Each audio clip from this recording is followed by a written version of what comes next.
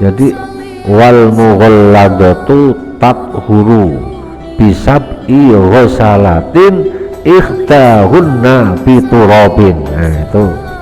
Jadi wal mughalladatu tathuru, najis mughalladu tathuru bisa suci bisab'i ghusalatin dengan catatan dibasuh 7 kali, ikhtahunna biturabin, salah satunya dengan tanah. Kalau perlu umpamanya bi asri ghusalatin, tapi ikhtahunna bila turabin, salah satunya tidak dengan tanah, tetap belum suci. Dibasuh 10 kali 15 kali tadi Pak Joni bilang, pakai rinso, pakai soklin. Kalau salah satunya tidak dengan tanah, berarti apa? La tathur, belum suci. Assalamualaikum warahmatullahi wabarakatuh.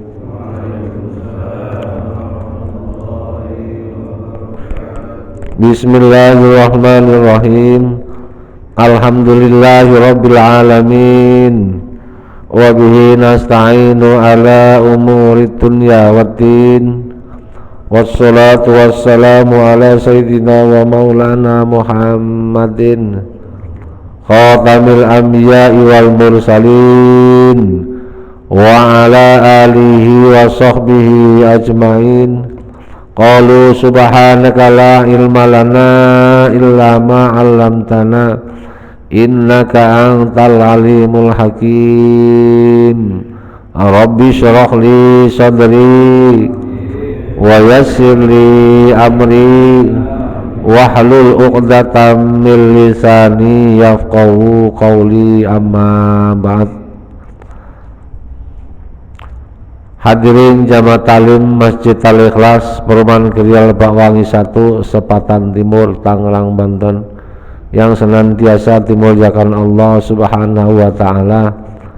Syukur alhamdulillah kita masih bisa hadir kembali ke masjid ini dalam rangka sholat subuh berjamaah dan dilanjutkan taklim pada kesempatan ini. Semoga kehadiran kita di masjid ini bagian daripada wujud syukur kita kepada Allah untuk menguatkan iman Islam kita, untuk mengunci akidah kita. Semoga kita senantiasa dijadikan orang-orang yang istiqomah dalam melaksanakan ketaatan kita kepada Allah Subhanahu wa ta'ala. Amin ya rabbal alamin. Salawat salam semoga tercurahkan kepada baginda Nabi Agung Nabi Muhammad sallallahu alaihi wasallam dengan bacaan Allahumma sholli ala sayyidina Muhammad wa ala ali sayyidina Muhammad. Semoga kita semua termasuk umatnya kelak yang akan mendapatkan syafaatnya, amin ya robbal alamin. Hadirin jamaah talim sekalian, mari kita lanjut talim pagi ini dengan kajian ilmu fikih, referensinya kitab Fathul Qorib. Kita lanjut bab fardunya mandi bagian yang kedua Pak ya. Bismillahirrahmanirrahim. Qala al-muallifu rahimahullahu ta'ala wa nafa'ana bihi wa bi ulumihi wa bi barakatihi fid dharaini, amin. Kemarin fardunya wudu yang pertama, kemarin baru bahasan yang pertama, niat Pak ya, niat. Yang kedua, wa izalatun najasati, fardunya mandi yang kedua wa izalatun najasati, dan menghilangkan najis. In kanat, jika ada najis, itu alal badani pada badan. Badan siapa? Ayyil mughtasili, badan orang yang melaksanakan mandi wajib tersebut. Berarti syarat yang kedua, fardu mandi yang kedua adalah sebelum kita melaksanakan mandi itu najis yang ada pada badan kita, yang nempel pada badan kita harus dihilangkan dulu, harus dihilangkan dulu. Kenapa? Khawatir nanti ketika kalau pas mandi, kemudian mandi sampai selesai, itu najis nggak bisa hilang, harus dibersihkan lebih dulu, harus dibersihkan lebih dulu. Wahada ma rajjahul Rafi'i, wahada, dan ini keterangan ma rajjahul Rafi'i, Imam Rafi'i yang menguatkan. Wa alaihi, dan bagi Imam Rafi'i, fala yakfi ghuslatun wahidatun, maka tidak cukup untuk sekali basuhan anil hadasi wan najasati, untuk menghilangkan hadas besar dan najis. Nah, pendapat seperti ini pendapatnya Imam Rafi'i yang kuat. Karena apa? Kenapa harus hilangkan najis? Karena sekali basuhan, nah, itu tidak mungkin bisa menghilangkan hadas dan sekaligus najis. Makanya najisnya harus dihilangkan lebih dulu sebelum kita membaca niat nawaitul ghusla li raf'il hadasil akbari fardhol lillahi ta'ala, itu najisnya dibersihkan dulu. Terutama najis yang berat. Mungkin kita ingat bahwa an-najasatu salah satu anwa'in. Najis itu ada tiga macam. Al-mughalladatu wal muhaffafatu wal mutawassitatu. Najis mughalladha, najis muhaffafa, dan najis mutawassitah. Nah, itu yang berkaitan dengan najis. Najis itu berarti apa? Sesuatu yang kotor menurut pandangan syariat, pandangan agama Islam. Jadi sekali lagi, bahwa najis itu sesuatu yang kotor menurut pandangan syariat dan agama Islam. Belum tentu yang kotor itu najis. Banyak yang kotor, baju kotor belum tentu najis, sandalnya kotor belum tentu najis. Ada yang barang itu kelihatan bersih tapi najis. Karena apa? Cara membersihkannya najis tidak sesuai dengan aturan syariat. Terutama najis mughalladha. Najis mughalladha berarti itu najis apa? Wamal mughalladatu, yaitu al-mughalladatu najasatul qalbi wal khinziri wa ma tawallata minhuma, yaitu najisnya anjing dan babi atau sesuatu yang keluar dari keduanya itu.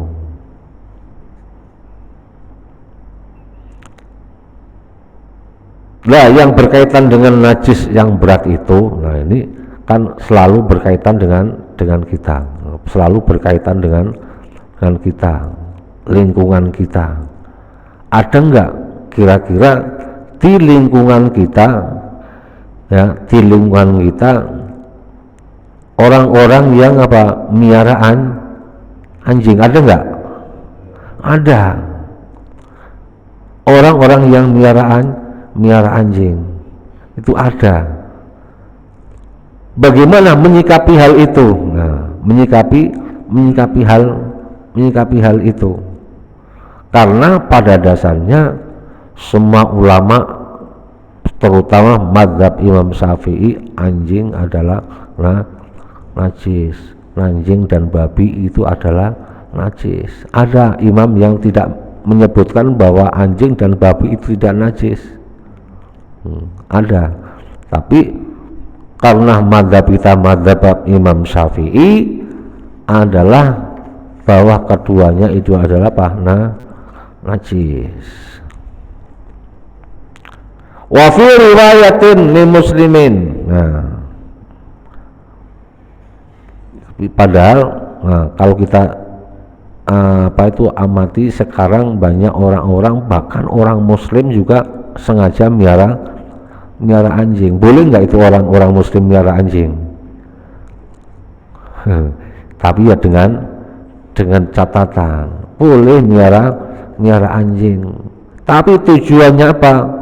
Satu, lisaidin, untuk berburu, boleh, nggak masalah ya. Kemudian 5 siatin, untuk menjaga, umpamanya kita punya hewan ternak yang banyak, sehingga kita tidak bisa mengamati, menjaga keamanan itu. Salah satunya dengan kasih anjing, supaya hewan ternaknya aman dari pencuri. Nah. Kemudian wa'adin, menjaga kebun, supaya itu tanaman supaya tidak diserang oleh hama, oleh babi, oleh apa. Kalau dengan tujuan itu tidak jadi masalah. Kalau cuman hanya dipelihara di rumah, itu kalau menurut imam kita madhabina Imam Syafi'i, Malik tana kalban laisa bikal bisoidin, barang siapa yang memelihara anjing dan anjing itu tujuannya tidak likal bisoidin, untuk berburu, memang anjing itu termasuk hewan yang itu lulut, teman ya, lulut. Kemudian bisa diatur itu.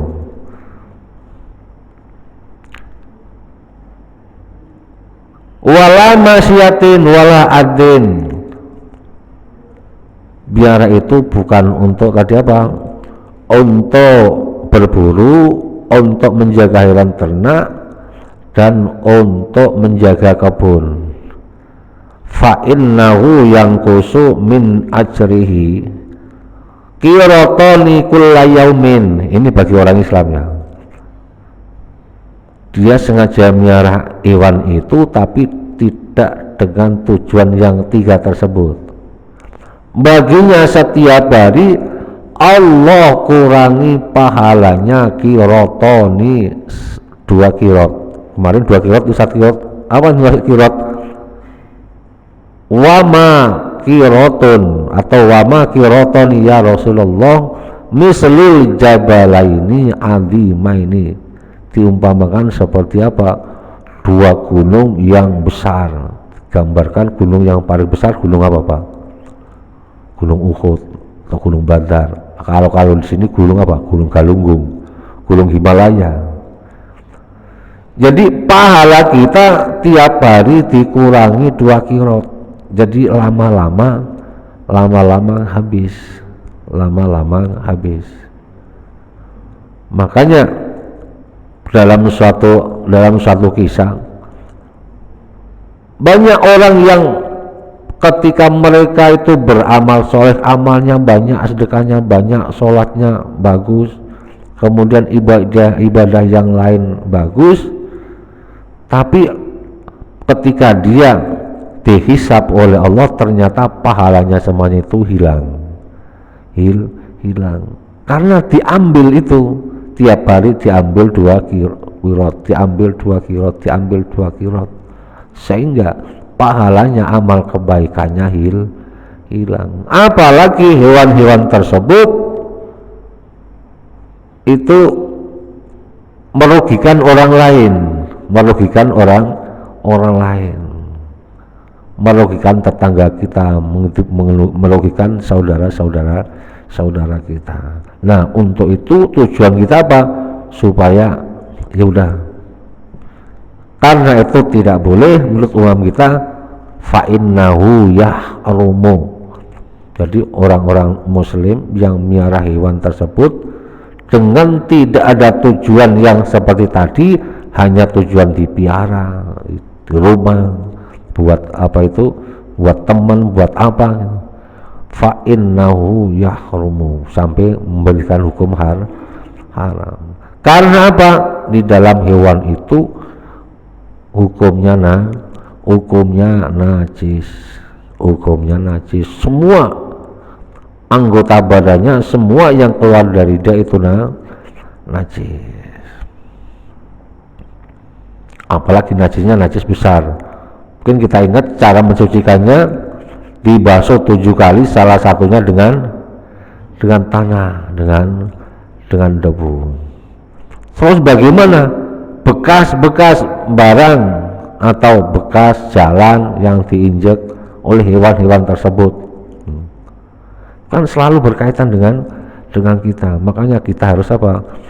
Harus memperingatkan kepada lingkungan kita, karena lingkungan kita ini komunitas orang muslim.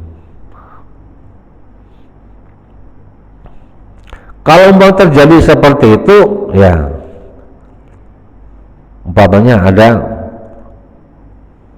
seperti kemarin pernah kejadian sini Pak ya, di depan masjid ada anjing ya, di depan masjid pernah kan Pak ya, yang diposting jamaah itu, di depan masjid ada anjing. Kalau memang kondisinya kering ya, kering nggak jadi masalah. Kalau kering nggak jadi masalah, karena apa? Najis itu tidak bisa pindah.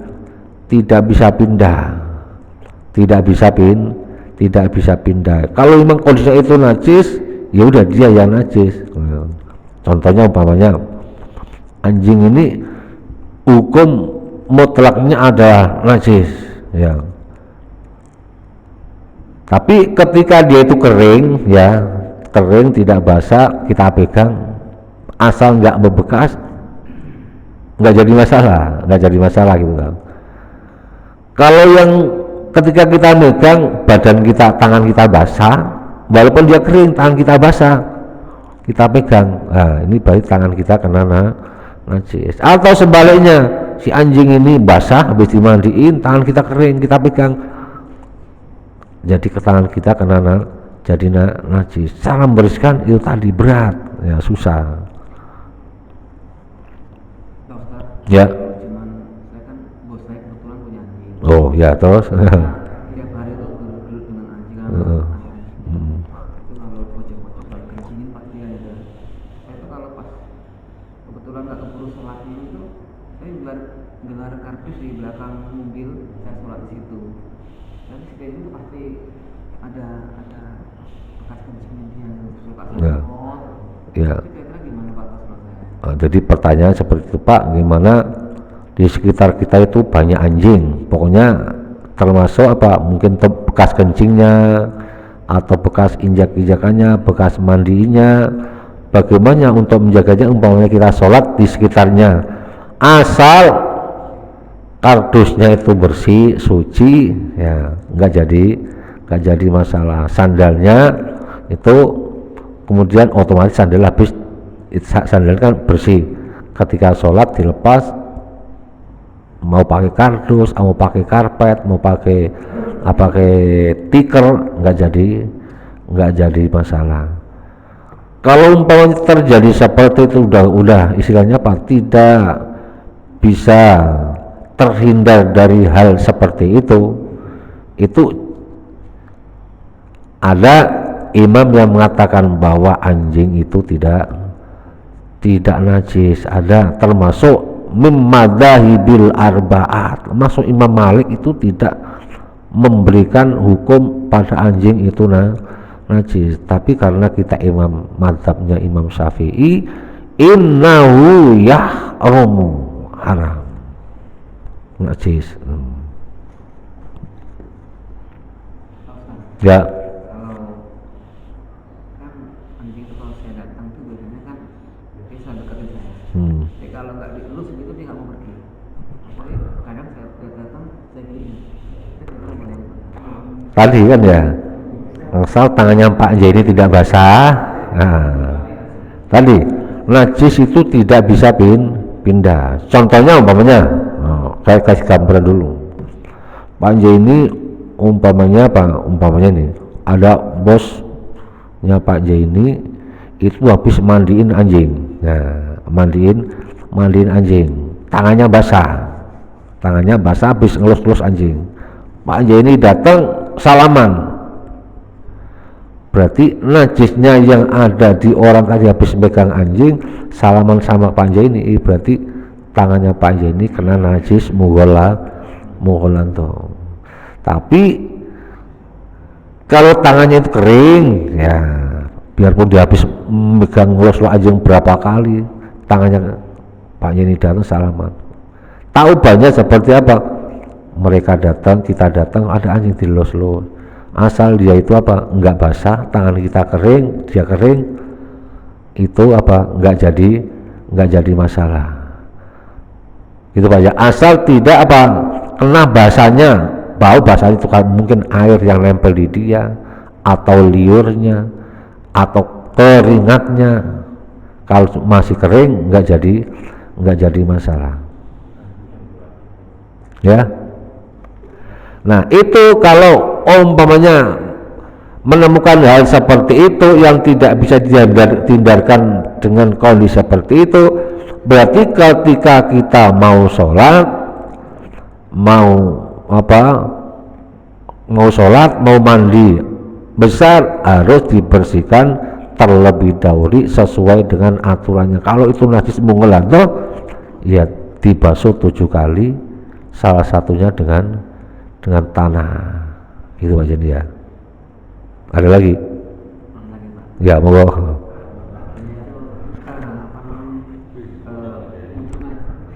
Najis sendiri itu Pak. Karena kita nggak tahu mughalladah tuh bukanya ya, itu bisa hilang sendiri apa emang harus wajib pakai tanah? Maksudnya hilang sendiri gimana? Najis itu kan berkepanjangan tuh, kalau emang nggak dicuci pakai tanah, kita ikutin aja pakai sabun, terus lama-lama hilang sendiri. Sendirinya apa emang harus wajib pakai tanah itu? Walaupun dicuci 10 kali pakai sabun, pakai sunlight, kalau salah satunya tidak dibaringin dengan tanah, itu tidak akan hilang najis mughalladahnya. Nah, kecuali contoh umpamanya itu ada tai anjing di jalan umpamanya, ya bekas injakan anjing di jalan, ya kena banjir, ya udah otomatis itu suci. Banjir itu tidak apa, umpamanya kena air hujan, bukan hanya sekali 2 kali basuhan, udah berkali-kali. Tanahnya dari mana? Tanah yang di situ termasuk hukumnya suci, jadi otomatis bersih suci. Jadi banton air banjir yang kita injek ya di depan rumah kita, itu di situ hukumnya apa? Suci, suci, cuman airnya kotor gitu aja ya. Jadi umpamanya Bapak kondisi banjir dari rumah menuju ke masjid, sampai ke masjid kakinya tidak dicuci lagi ke keran, itu gimana Pak? Hukumnya tetap suci. Tapi kalau lebih afdolnya, lebih baiknya disiram lagi dengan air yang bersih, air keran. Kalau kita sudah meyakini oh ini airnya bersih, ya udah nggak usah dicuci lagi. Ya. Ya. Nggak kelihatan. Semua kotoran, ya semua kotoran, maaf tai ya, baik dari makhluk hidup itu semua hukumnya najis. Namun kotoran tersebut ada yang dima'fu, ada yang tidak dima'fu. Contohnya termasuk tai cicak, walaupun itu kecil apalagi banyak tetap hukumnya najis. Kembali lagi kalau kita nginjek tai cicak, kalau memang nggak tahu ya, orang nggak ngerti, itu tidak kena hukum, tidak kena hukum. Termasuk tai ikan juga najis. Makanya kalau kita lagi ngolah ikan itu kotorannya harus dibersihkan. Ikan yang bisa dibuang kotorannya, tapi kalau ikan yang tidak bisa dibuang kotorannya itu masuk hukumnya ma'fu. Contoh ikan teri, bisa nggak buang tainya ikan teri? Coba Pak Joni, bisa nggak buang tainya ikan teri? Cobain deh 100.000. Nggak bisa, itu hukumnya ma'fu untuk dimakan, dimakan. Terus ada lagi masuk dalam baksul masail, terasi itu kalau diproduksinya dari ikan-ikan kecil atau ikan yang sedang yang kotorannya tidak bisa dibuang, itu masuk kategori apa? Masuk kategori najis. Ada dua macam. Tidak najis kalau untuk dimakan dima'fu. Tapi kalau kita bawa ketika sholat, itu berarti kita sholat membawa najis. Makanya dimatakan bahwa orang sholat sengaja ngantongin terasi, batal sholatnya. Kenapa? Dia sengaja membawa najis. Ya, jadi termasuk kotoran tai. Termasuk kan kadang-kadang kalau kita ada di bak mandi, ya, di ember, kemudian tahu-tahu situ ada tai cicak. Gimana hukumnya itu untuk mengantisipasi? Berarti harus dikasih tutup supaya aman dari tai cicak. Kalau kolamnya gede lebih dari 2 kula nggak jadi masalah. Kalau kolamnya gede lebih dari 2 kula nggak jadi masalah. Kalau cuma satu ember yang kecil itu ya buat mandi, kemudian situ banyak kotoran cicak yang jatuh, berarti air itu kalau cuman untuk mandi biasa, mandi tabarut ya, untuk mandi biasa nggak jadi masalah. Takutnya kalau untuk buat mandi besar ya, untuk mencuci najis, itu yang kita harus hati-hati.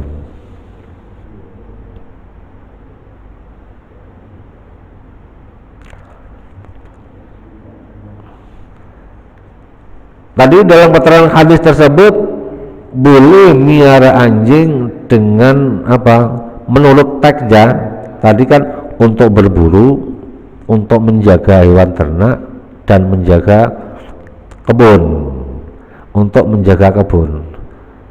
Kemudian sini wahal yajuzu li hifdzid dari wat turubi wa nahwima. Terus wahal yajuzu li hifdzid dari wat turubi, bagaimana? Apakah boleh kita melihara anjing untuk menjaga pintu gerbang rumah, untuk menjaga rumah dan untuk menjaga pintu gerbang dan lain sebagainya? Kalau menurut tekstualnya, nah, tadi kan fihi wajan ahaduhuma la yajuzu li dawahiril ahadisi. Pendapat yang pertama, tidak boleh kita melihara anjing untuk menjaga rumah, kita melihara anjing untuk menjaga pintu gerbang. Pendapat yang pertama tidak boleh karena menurut tekstualnya ya li dawahiril ahadis fa innaha musrihatun bin nahyi, jelas tidak boleh atau dilarang. Kalau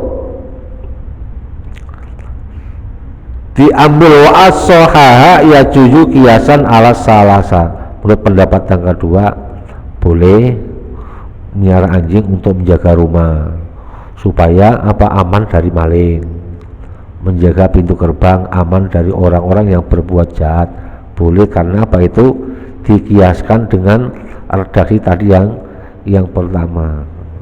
Kalau cuman dipelihara untuk lucu-lucuan, untuk tempat main, untuk sebagai tempat main lain daripada seperti dianggap seperti kucing, itu yang tidak diperbolehkan menurut madhabina Imam Syafi'i. Karena apa? Di situ ada najis yang berat, yang kira-kira kita untuk memelihara najisnya itu susah. Untuk memelihara najisnya itu susah.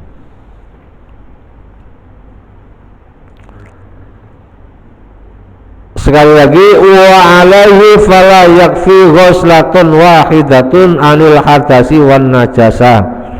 Nah, untuk itu untuk menghilangkan menghilangkan najis sekali basuhan itu tidak cukup. Makanya sebelum kita mandi mengucapkan nawaitul ghusla, najisnya harus dihilangkan dulu. Warajahan Nawawi dan menguatkan Imam Nawawi al-iktifa'a cukup bi ghuslatin wahidatin dengan satu basuhan anhuma dari keduanya wa mahallu ma idza kanatin najasatu hukmiyatan. Kalau itu najis hukmiyah boleh sebelum kita mandi itu najis nggak usah dibersihkan, ya udah dibersihkan sekaligus kita mandi karena itu najisnya najis hukmiyah. Apa itu najis hukmiyah, Pak? Najis yang tinggal barangnya sudah tidak ada, barangnya sudah tidak ada. Contohnya ini ada contohnya kalau di ubin ada tai ayam, kemudian tai ayamnya itu sudah dibuang. Nah, bekasnya tai ayam itu namanya najis, tetap hukumnya najis tapi najis hukmiyah. Barang najisnya sudah tidak kelihatan, tapi bekasnya itu belum dibersihkan, belum disucikan. Kalau kondisinya seperti itu bi ghuslatin wahidatin al-iktifa, cukup sekali basuhan. Jadi sebelum mandi nggak usah dihilangkan dulu karena sudah hilang, karena itu posisinya najis hukmiyah, ainiyahnya sudah tidak ada.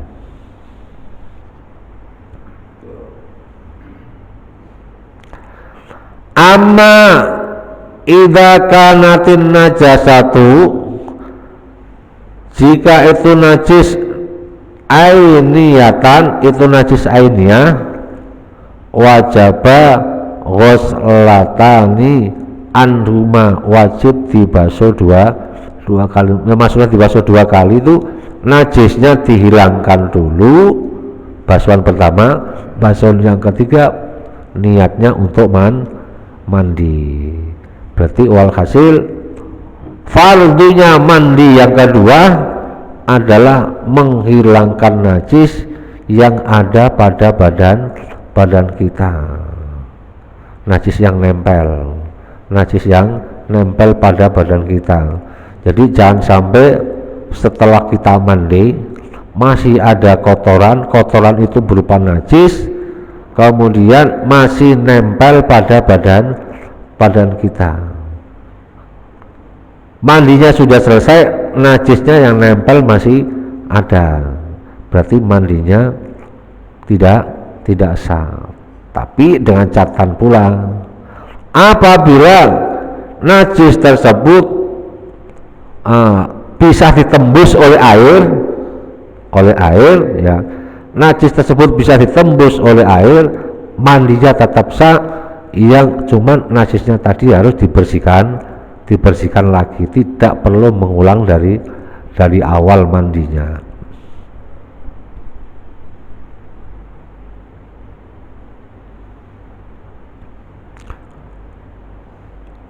Yang ketiga, wa isalul ma'i, menyampaikan air atau menyiram air, ila jami'is sya'ri, kepada seluruh rambut yang ada di badan, wal basarati, dan kulit. Jadi air yang kita siramkan ke badan itu harus mengenai kena seluruh badan kita, baik badan kita itu yang berambut maupun yang tidak berambut, yang ada rambutnya maupun yang tidak ada rambutnya. Sini ila jami'i sya'ri wal basarati, berarti pokoknya semua rambut dan kulit yang ada badan kita itu harus terkena air semua. Kemudian air tersebut juga ketika kita menyiramkan air ke anggota badan itu langsung dari apa? Air yang tidak terhalang oleh apa? Benda-benda yang lain. Boleh terhalang tapi dengan benda yang bersih dan suci. Kalau sekarang kan efektifnya kita mandi pakai apa? Pakai keran, pakai apa? Pakai shower umpamanya. Kalau umpamanya nggak pakai shower, pakai gayung di ember, asal percikan air gayung itu tidak kembali ke tempat ember itu semula. Kalau sampai percikan dari badan kita kembali ke ember, itu berarti itu air kena jadi mustakmal. Kalau mustakmal untuk mandi, berarti mandinya tidak sah. Ini berkaitan dengan apa? Dengan tata cara mandi, karena ini selalu mandi harus benar, wudhu harus benar, kemudian supaya apa? Untuk mengantarkan sholat kita jadi benar. Kalau wudhunya sah, mandinya sah, ya tergantung nanti sholatnya. Kalau satu rukunnya lengkap ada semua, berarti sah. Dari wudhunya sudah tidak sah, tidak benar, mandinya tidak benar, berarti nanti sholatnya, dampaknya sholatnya tidak sah.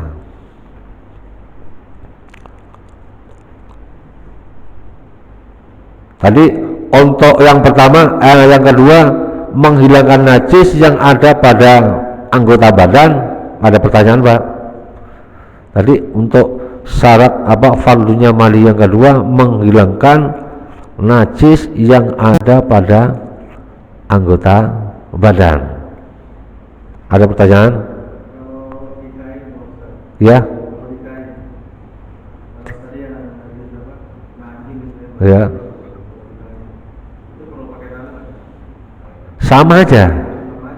Baik di badan, mau di pakaian, mau kena benda yang lain yang apa harus dibersihkan apa menurut suci, harus salah satunya dengan tanah. Karena itu aturan syariatnya seperti itu.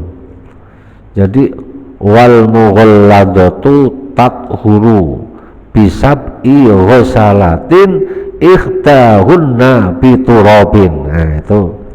Jadi wal mughalladatu tathuru, najis mughalladu tathuru bisa suci bisab'i ghusalatin, dengan catatan dibasuh 7 kali, ikhtahunna biturabin, salah satunya dengan tanah. Kalau perlu umpamanya bi asri ghusalatin, tapi ikhtahunna bila turabin, salah satunya tidak dalam tanah, tetap belum suci. Dibasuh 10 kali, 15 kali, tadi Pak Jeni bilang pakai rinso, pakai soklin. Kalau salah satunya tidak dengan tanah, berarti apa? Latat belum suci, baik itu anggota badan atau bejana, pakaian, sama gitu Pak ya. Ada lagi pertanyaan?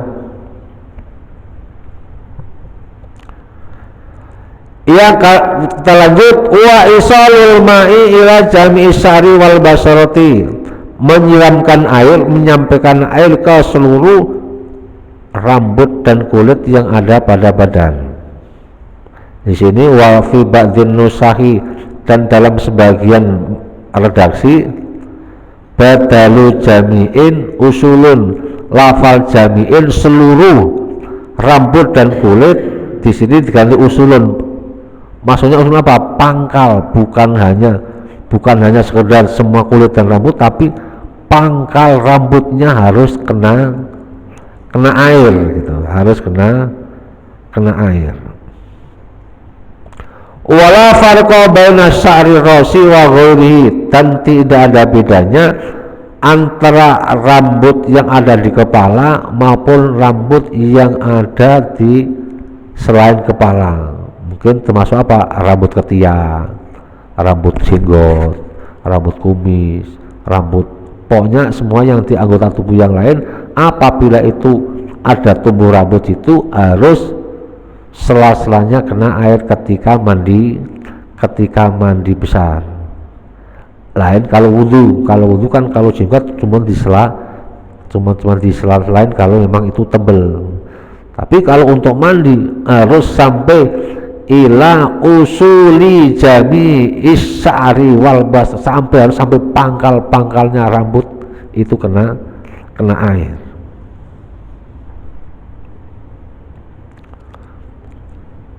Nah, ini yang berkaitan dengan ini. Nah, sekarang contoh umpamanya ini untuk kaum ibu-ibu ya, untuk kaum ibu-ibu. Bagaimana untuk ibu-ibu yang sekarang lagi ngetren pakai soft? Ini yang mata namanya apa, Pak? Softlens ya. Pakai yang itu, pakai softlens ya. Pakai softlens itu kan seperti kacamata, cuman kacamatanya berbentuk langsung nempel di mata gitu ya, nempel di mata. Bagaimana itu ketika orang mandi maupun wudhu? Kira-kira mata itu masuk kategorikan syaratnya orang wudhu. Kalau wudhunya sah berarti nanti mandinya sah, yang berkaitan dengan softlens. Disuruh fagsilu wujuhakum, basuhlah mukamu. Kira-kira mata itu termasuk bagian wajah yang harus dibasuh enggak? Kalau masuk bagian wajah yang harus dibasuh, berarti orang ketika pakai softlens, ketika wudhunya tidak sah. Tapi kalau mata itu bagian daripada wajah tapi tidak harus dibasuh, berarti orang pakai softlens ketika wudhu, ketika mandi wudhunya sah, berarti mandinya sah.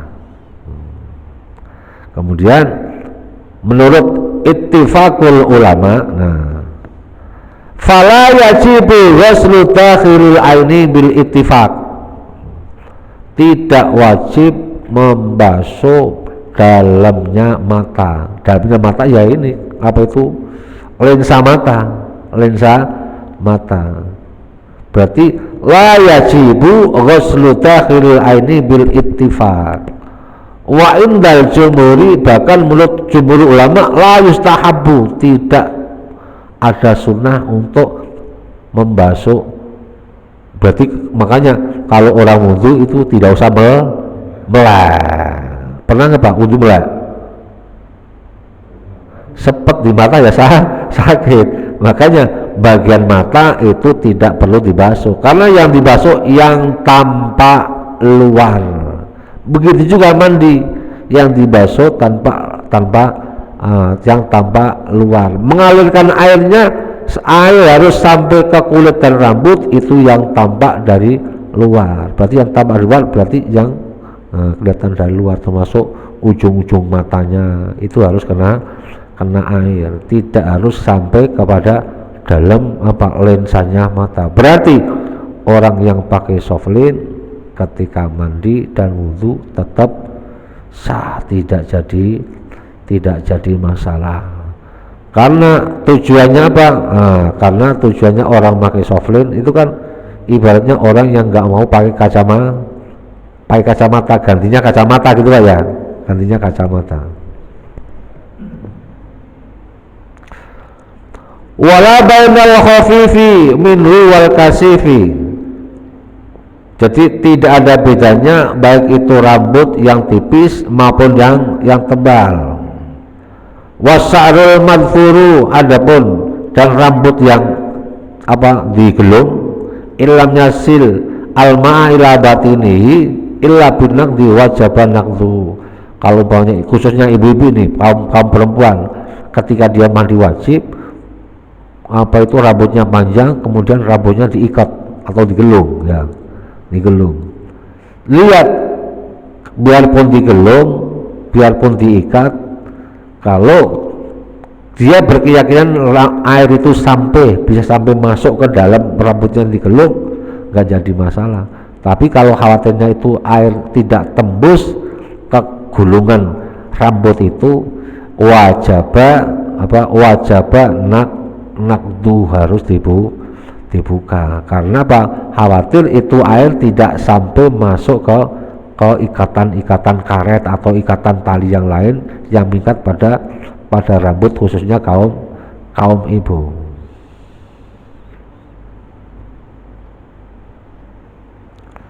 Ada pertanyaan?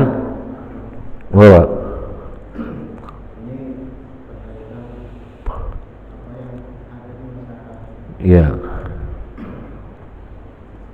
Bagaimana kalau kita ini yang najis, Ya. dikasih makanan atau beli makanan pada orang muslim, sementara mereka itu mungkin alat-alat masaknya juga bermasalah dan babi atau daging, kita nggak tahu. Mereka juga mungkin kan nggak sesuai dengan ajaran kita. Ya. Oh gitu ya. Ya.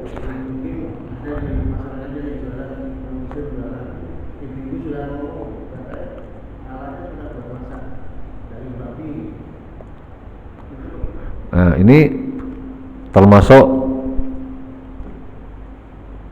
sembeliannya orang ahlul kitab, boleh nggak dimakan orang muslim? Itu boleh sembeliannya loh. Nah, umpamanya orang non muslim dia motong ayam, itu halal dimakan oleh orang Islam. Kemudian masakannya boleh nggak dimakan oleh orang muslim, walaupun kesehariannya itu dia berkomunikasi dengan umpamanya anjing, dan cara membersihkannya juga tidak sesuai dengan orang syariat agama kita. Bagaimana untuk menyikapinya itu? Ada mengatakan bahwa masakan mereka walaupun kondisinya seperti itu, karena kita tidak melihat secara langsung, jadi kita jadi di situ maksudnya husnudzon, kita anggap berarti tidak kita anggap halal, berarti boleh, berarti makan makanan orang yang seperti itu hukumnya boleh, halal, dan tidak, istilahnya tidak ada keraguan-raguan sama sekali, kecuali kalau kita melihat secara langsung orang itu habis masak ini yang ini, nah itu baru seperti itu baru nggak boleh. Itu istilahnya kita husnudzon, ada penambatan yang menyatakan seperti itu, jadi itu tidak jadi masalah ya.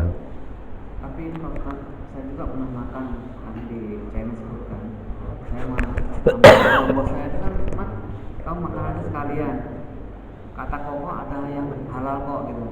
Tapi kalau lihat dapurnya semua masakannya emang seperti itu. Ya, tak ubahnya itu berarti udah ketangkap. Tak ubahnya seperti kita makan di restoran, restoran. Tapi kembali lagi kita husnudzon, asal kita tidak tahu secara langsung bahwa barang itu yang dipakai untuk masakan masakan babi, masak anjing, kemudian buat masak ikan, ayam, masak apa, asal tidak belas seperti itu, istilahnya apa? Boleh, nggak jadi masalah. Berarti yang kita hukumi tidak boleh asal kita apa? Melihat secara langsung ini habis dipakai ini kok dipakai masak ini, itu yang tidak boleh. Betul ya? Nah. Sebelum kita tutup, alhamdulillah kita ucapkan terima kasih jazakumullah khairan katsira.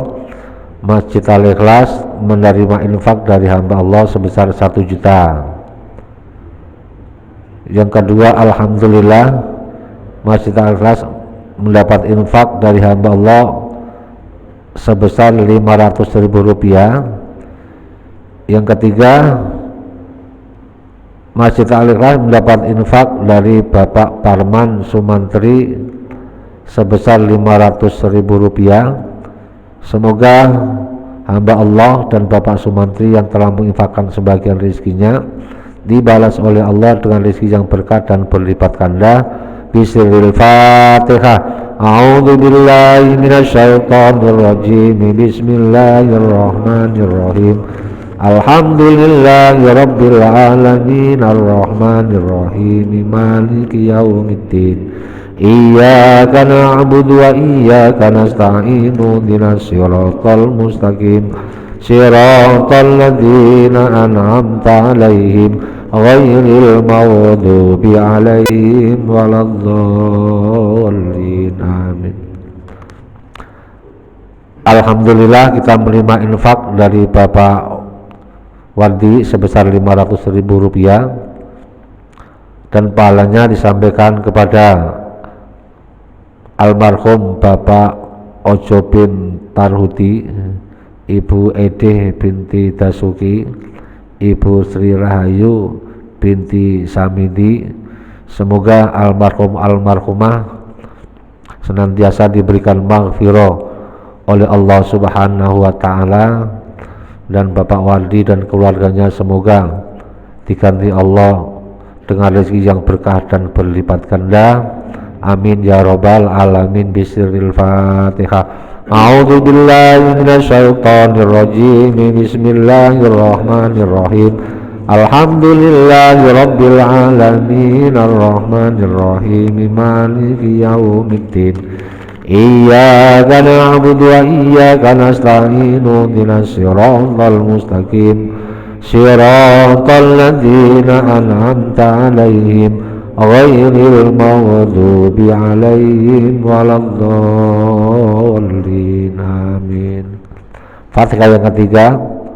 Semoga para jamaah yang telah menyisihkan sebagian rezekinya untuk acara subuh berkah ini, semoga diganti Allah dengan rezeki yang berkah dan berlipat ganda. Amin. Bismillahil Fatihah. A'udzu billahi minasyaitonir rajim. Bismillahirrahmanirrahim. Ar-Rahmanir-Rahim maliki yaumiddin. Iyyaka na'budu wa iyyaka nasta'in ihdinas siratal mustaqim siratal ladzina an'amta 'alaihim ghairil maghdubi 'alaihim waladdallin. Amin. Wa sunanu khamsatu asya'a wallahu a'lam bishawab. Bismillahirrahmanirrahim. Allahumma sholli wa sallim ala sayyidina Muhammad wa ala ali sayyidina Muhammad. Ya Fatlahu ya Alim, iftah lana fathan qariba wa alimna ilman nafi'a. Allahumma alimna ma 'allamtana, alimna ma la 'allamtana, alimna ma yanfa'una, alimna ma la yanfa'una, innaka ta'lamu wa la na'lamu wa anta 'allamul ghuyub. Allahumma inna na'udzubika min ilmin la yanfa' wa min qalbin la yakhsha wa min nafsin la tasba' wa min du'ain la tajab wa min syarri dzalikal arba' bi rahmatika ya arhamar rahimin.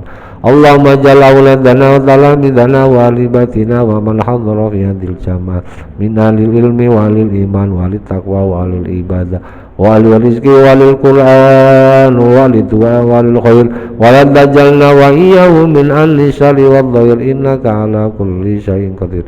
Rabbana atina fid dunya hasanah wa fil akhirati hasanah wa qina adzabannar. Wa sallallahu ala sayyidina Muhammad wa ala alihi wa sahbihi wa sallam. Subhanaka rabbika rabbil izzati amma yasifun wa salamun alal mursalin walhamdulillahi rabbil alamin. Al-Fatihah. A'udzu billahi minasy syaithanir rajim. Bismillahirrahmanirrahim. Alhamdulillahi rabbil alamin arrahmanir rahim maliki yaumiddin.